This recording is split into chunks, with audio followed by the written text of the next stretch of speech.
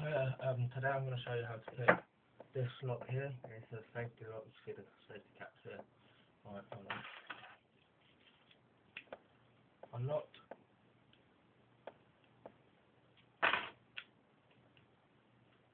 Locked. All I'm going to use again is a tension wrench. I'll just put that at the top. And make sure you put a bit of tension on this, but not at the moment because it's quite a small lock. You want to make no tension on at all. Push the snake hook to the back, put some tension on, just